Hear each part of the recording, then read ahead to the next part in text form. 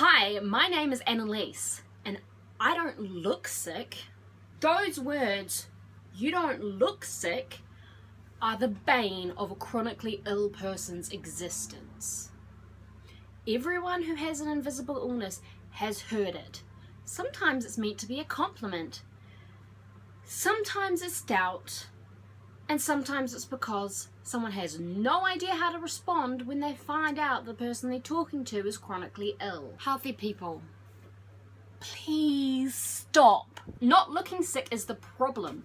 It leads to people not believing us, including doctors. It leads to us not getting the health care we need. It leads to people being dismissive and implying that it's all in our heads. If I'm out and about, then no, I don't look sick. It's a good day.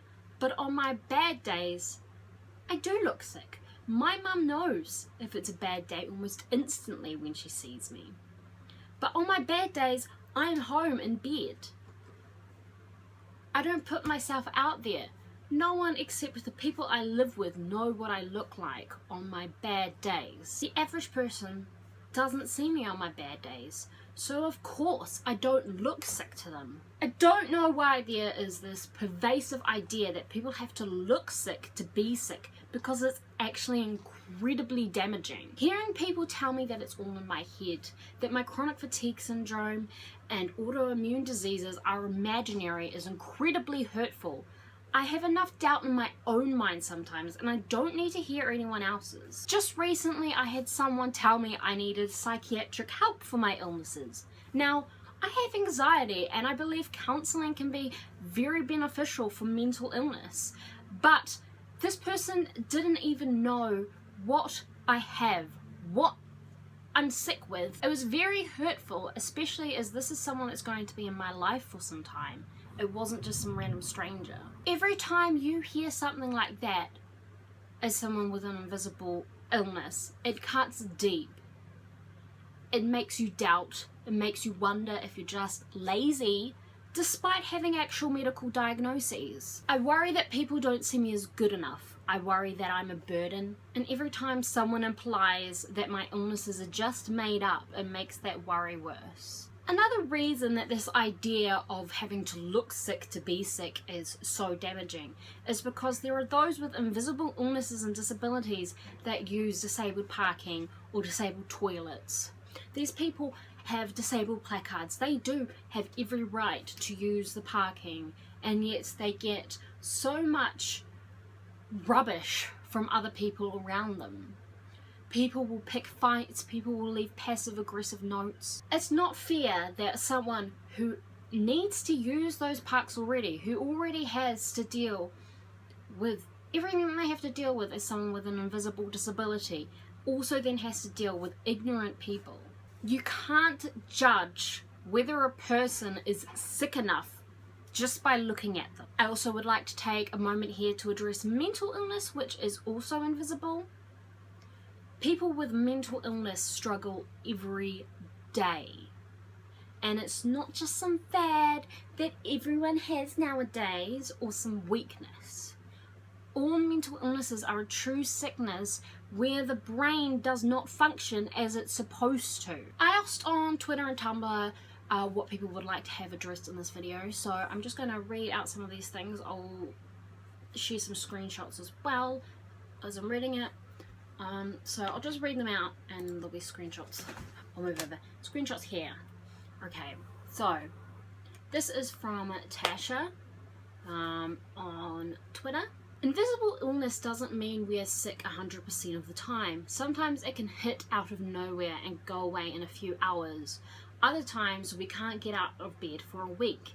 Just because it's unpredictable doesn't make it less true. And we shouldn't have to explain why it's okay that we are fine today, but yesterday we were not. Tash also says, sometimes the energy it takes to shower is all I have. So just because I'm capable of showering that day, it doesn't mean I'm capable of doing anything after it. And I am so sick of people underestimating how hard it can be. I have something very honest in reply here. I just don't shower every day anymore. I take a shower every other day, and I sometimes put off washing my hair for ages. I did wash it this morning. I don't know, the sweat is just there. I have dry shampoo for when it's been a few days and it's just too much to wash my hair. Just don't have the energy to spend. From Ingram Pixels on Twitter, you're not thin enough to have Graves' disease has to be my favourite from the last 12 years of dealing with thyrotoxicosis, thyroid swinging both ways. Just the general lack of understanding that illnesses don't have to have just one symptom that people know about. Ingram also said, when coming out to see someone ends up being a constant disappointment because I can't participate in the activities the person had planned, did you even want to see me? In a way, this ends up being a blessing in disguise. As much as it makes me feel bad at the time that the person wants the activity more than they want me, it also shows who actually wants to interact with me and who is just making the right noises but has no real interest. But Rouge Light Girl on Twitter, I could talk about dating and how you have to go through this entire checklist of shit they need to know. Then they protest that it's okay and they don't need you to do this, and it's like, yes, I need you to know how difficult my life is. Dan Fanto on Tumblr said, I think I would just want people to understand that if they can't tell I'm sick, it's not that I'm not really sick, it's that I've gotten good at hiding it. Soulfully Scarlet on Tumblr, I have Ehlers-Danlos syndrome. I have a handicapped parking permit. I constantly get glares, rude comments, and have been cussed at / chewed out for using it. It's not fair. It's just not fair that people have to put up with that. Focus on Twitter said, when people only see you when you're okay, it can be hard for them to understand just how bad things often are. I'll add some stuff here about especially energy spending. So I'll leave a link down below about the spoon theory, but also I think of my energy more like it's the battery of a really broken phone that can never charge to 100%. Never. It will never charge to 100% before, but it's still functional other than that. It's just never full energy. Also, the things that it can do uses a lot more of the energy.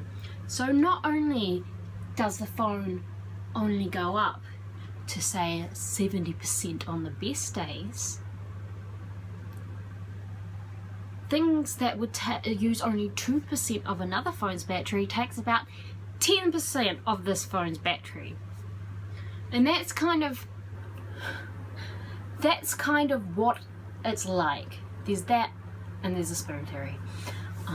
Just a very broken phone battery. Also going on what Ingram said about the activities with people, I did do a video on this channel about the isolation of chronic illness, and I kind of talked about that kind of stuff, and you know, you're kind of like feeling left out because you can't go see your friends, you know, that kind of stuff.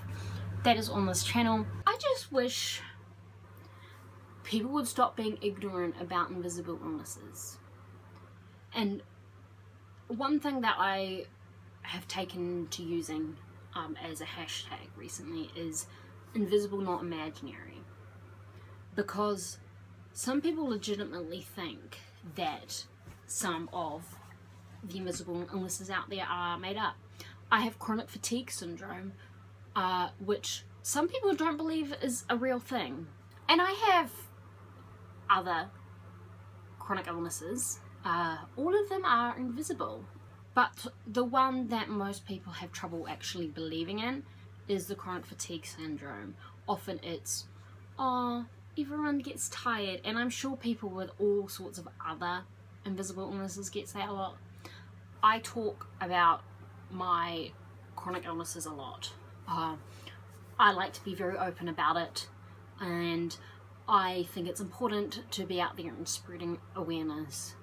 To all those out there who do struggle with invisible illness, just know you are not alone. There are so many of us out there, and a lot of the time you won't know by looking at them because invisible illness, but there is a wonderful community online. I have made so many wonderful friends online with other invisible illnesses, the same invisible illnesses, and we just understand each other in a way that other people never will.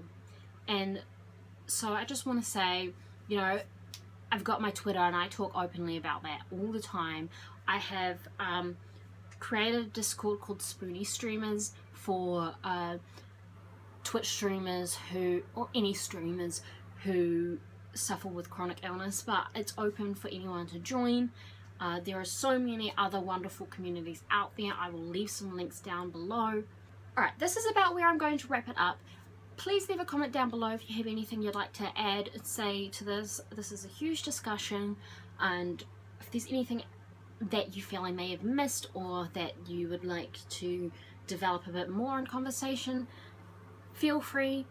Those things are open. If you're trolling, you're just going to be deleted. That's just saying you're wasting your time.